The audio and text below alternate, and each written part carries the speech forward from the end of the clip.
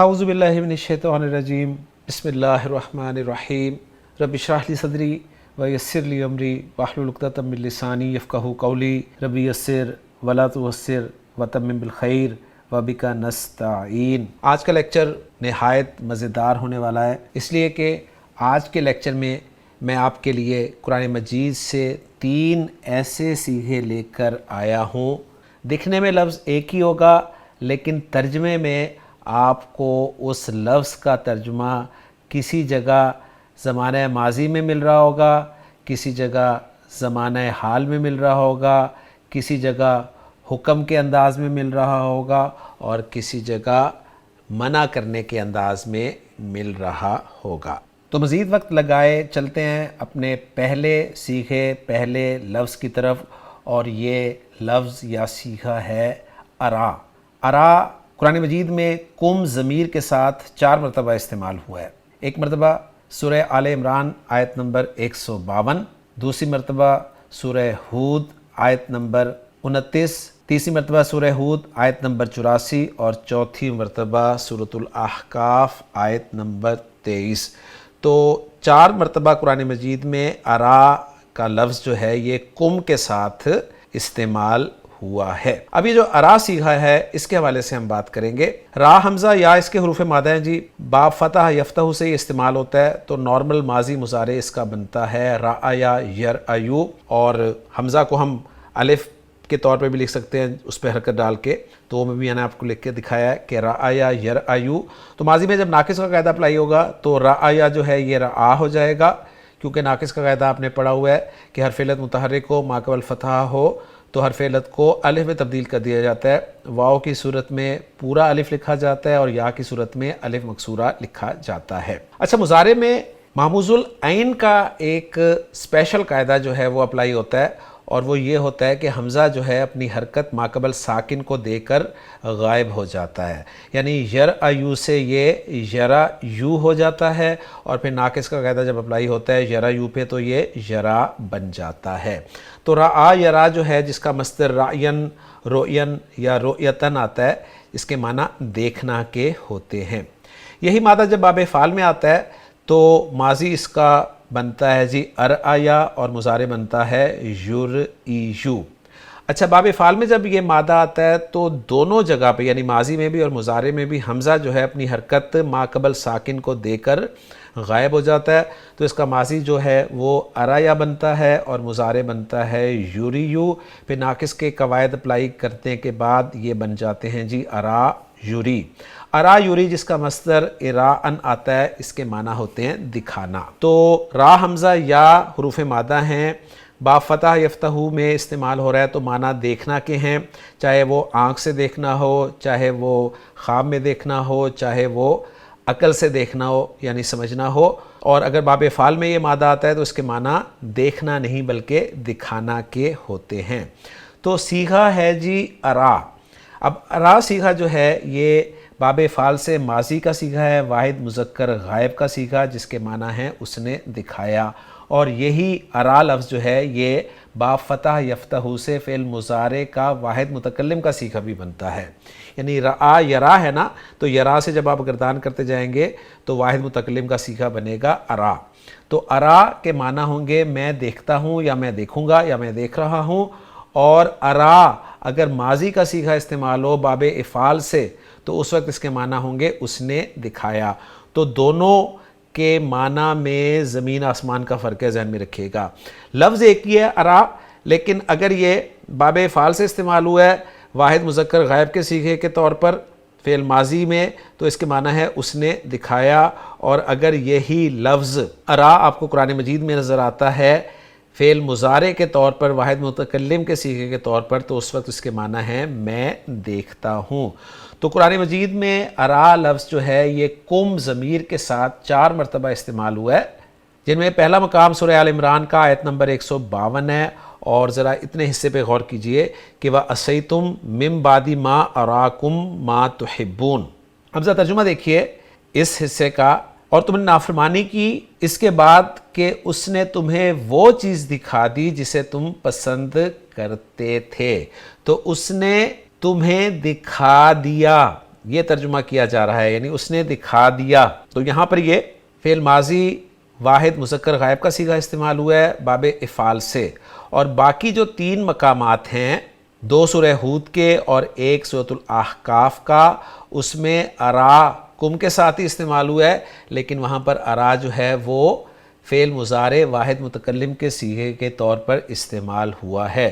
سورہ ہود آیت نمبر 29 ترجمہ دیکھیے، وَلَٰكِنِّي أَرَاكُمْ قَوْمًا تَجْهَلُونَ، اور لیکن میں تمہیں ایسے لوگ دیکھتا ہوں جو جہالت برتتے ہو۔ سورہ ہود آیت نمبر 84، انی اراکم بخیرن، بے شک میں تمہیں اچھی حالت میں دیکھتا ہوں۔ سورۃ الاحقاف، وَلَٰكِنِّي أَرَاكُمْ قَوْمًا تَجْهَلُونَ، تو بالکل وہی الفاظ ہیں جو سورہ ہود میں آیت نمبر 29 میں استعمال ہوئے ہیں۔ ترجمہ پھر دیکھ لیجئے ایک مرتبہ اس کا بھی، لیکن میں تمہیں ایسے لوگ دیکھتا ہوں کہ تم جہالت برتتے ہو۔ تو لفظ ایک ہی ہے جی، ارا، لیکن ایک جگہ قرآن مجید میں وہ کم کے ساتھ فعل ماضی کے صیغہ واحد مذکر غائب کے طور پر استعمال ہوا ہے، اور 3 جگہ کم کے ساتھ وہ فعل مضارع کے صیغے واحد متکلم کے طور پر استعمال ہوا ہے۔ تو پہلا لفظ تھا جی ارا۔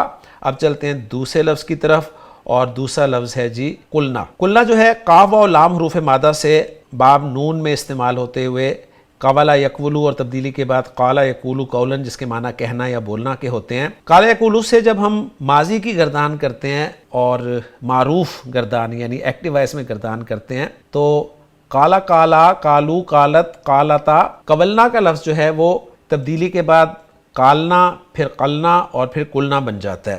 یعنی قلنا جو ہے یہ فعل ماضی معروف جمع مؤنث غائب کا صیغہ ہے، جس کے معنی ہے انہوں نے کہا۔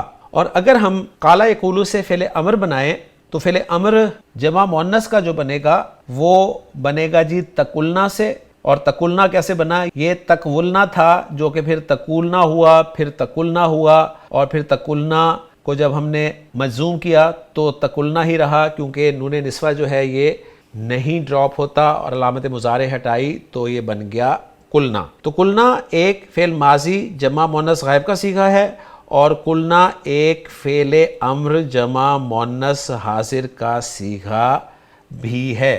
تو اگر ماضی جمع مؤنث غائب کے صیغے کے طور پر اس کے معنی لیے جائیں تو وہ معنی بنیں گے قلنا، انہوں نے کہا، یعنی ان مؤنث نے کہا۔ اور اگر فعل امر کے طور پہ اس کو لیا جائے تو اس کے معنی ہوں گے تم سب مؤنث کہو۔ تو لفظ ایک ہی ہے قلنا، لیکن 2 مختلف صیغوں کے اعتبار سے مختلف معنی دے رہا ہے۔ تو اب دیکھتے ہیں جی، قرآن مجید میں آپ 3 جگہ پر قلنا لفظ دیکھیں گے۔ 2 مقامات سورہ یوسف آیت نمبر 31 اور آیت نمبر 51، اور ایک مقام سورۃ الاحزاب آیت نمبر 32۔ سورہ یوسف میں آپ آیت نمبر 31 میں دیکھیں وَقُلْنَا حَاشَ لِلَّهِ، ترجمے میں دیکھیں اور کہا اللہ کی پناہ، اور دوسرا مقام جو ہے آیت نمبر 51، قُلْنَا حَاشَ لِلَّهِ مَا عَلِمْنَا عَلَيْهِ مِنْ سُوءٍ، انہوں نے کہا اللہ کی پناہ، ہم نے اس پر کوئی برائی معلوم نہیں کی۔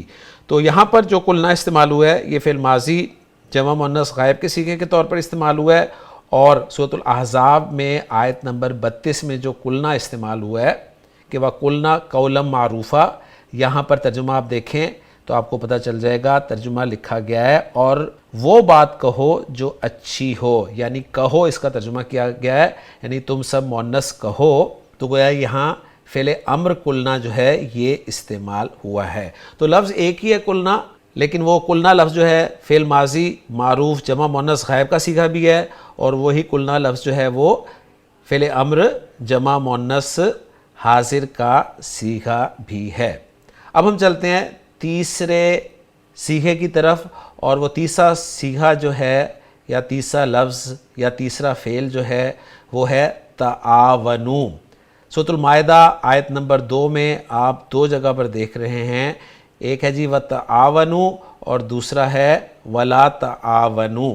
اب پہلے ہم اس کے مادے اور باب پہ بات کر لیں گے۔ عین، واو اور نون حروف مادہ باب تفاعل سے استعمال ہوتے ہیں، تو ماضی مضارع اس کا بنتا ہے تعاونا یا تعاونوا، اور مصدر بنتا ہے تعاونن، جس کے معنی ہوتے ہیں تعاون کرنا۔ فعل امر بنائے اگر ہم اس سے جمع مذکر حاضر کا صیغہ، تو اوریجنل سیکھا تھا جی تتعاونونا، جب اس کو ہم نے مجزوم کیا تو یہ بنا تتعاونو، علامت مضارع ہٹائی تو یہ بن گیا تعاونو۔ تو تعاونو جو ہے یہ فعل امر جمع مذکر حاضر کا سیکھا ہے، جس کے معنی ہے تم سب تعاون کرو۔ اور اگر ہم فعل نہیں بنانا چاہیں جمع مذکر حاضر کے صیغے کی، یعنی تتعاونونا کے ساتھ ہم لائے ناہیہ استعمال کریں تو لا تتعاونو ہو جائے گا، اور ہم جانتے ہیں کہ فعل مضارع کے وہ صیغے جہاں پر دو تا اکٹھی آ جاتی ہیں وہاں سے ایک تا کو حذف کرنا جائز ہوتا ہے، تو ایک تا اگر نکال دیں گے تو بن جائے گا لا تعاونو، جس کے معنی ہوں گے تم تعاون مت کرو۔ تو لفظ اگر آپ سمپل دیکھیں تعاونو کو، تو ایک جگہ تعاونو جو ہے وہ فعل امر کے معنی دے رہا ہے، اور ایک جگہ تعاونو لا کے ساتھ جو ہے وہ فعل نہیں کے معنی دے رہا ہے۔ اور ایگزامپل سورۃ المائدہ آیت نمبر 2 میں آپ کو دونوں معنی مل رہے ہیں، جہاں اللہ تعالیٰ نے فرمایا وَتَعَاوَنُوا عَلَى الْبِرِّ وَالتَّقْوَى وَلَا تَعَاوَنُوا عَلَى الْإِثْمِ وَالْعُدْوَانِ۔ ترجمہ دیکھ لیں آپ، اور نیکی اور تقوی پر ایک دوسرے کی مدد کرو، اور گناہ اور زیادتی پر ایک دوسرے کی مدد نہ کرو۔ تو میں نے آج کے لیکچر میں آپ کے سامنے قرآن مجید سے 3 ایسے صیغے ذکر کیے ہیں جو قرآن مجید میں مختلف مقامات پر استعمال ہوئے ہیں، لیکن کسی ایک مقام پر ایک صیغے کا ترجمہ جو ہے زمانہ ماضی میں کیا جا رہا ہے، اور دوسرے مقام پر ترجمہ جو ہے وہ زمانہ حال میں کیا جا رہا ہے۔ کہیں ترجمہ واحد مذکر غائب کے طور پہ کیا جا رہا ہے، کہیں ترجمہ واحد متکلم کے طور پر کیا جا رہا ہے، کہیں ترجمہ فعل امر کے طور پہ کیا جا رہا ہے، کہیں ترجمہ فعل نہیں کے طور پر کیا جا رہا ہے۔ تو امید کرتا ہوں کہ آج کا لیکچر آپ کے لیے مفید ثابت ہوا ہوگا اور آپ کو مزہ بھی آیا ہوگا۔ تو اصل جو ہے وہ یہ ہے کہ صیغے کی بیس تک پہنچنا یہ آپ کے لیے ضروری ہے۔ تو اگر کہیں ترجمہ آپ کو نظر آ جائے ایسا اور صیغہ آپ کو لگ رہا ہو کہ یہ وہ نہیں ہے جو آپ سمجھ رہے ہیں، تو اس کی جب آپ بیس میں جائیں گے تو انشاءاللہ تعالیٰ آپ کے لیے مسئلہ حل ہو جائے گا۔ تو امید کرتا ہوں لیکچر آپ کو پسند آیا ہوگا۔ پسند آیا ہو تو اس لیکچر کو دوسرے دوستوں کے ساتھ، ساتھیوں کے ساتھ شیئر کریں۔ انشاءاللہ تعالیٰ اسی طرح کے کسی اور لیکچر میں آپ سے جلد ملاقات ہوگی۔ سبحانک اللہم و بحمدک، اشہد ان لا الہ الا انت، استغفرک و اتوب الیک۔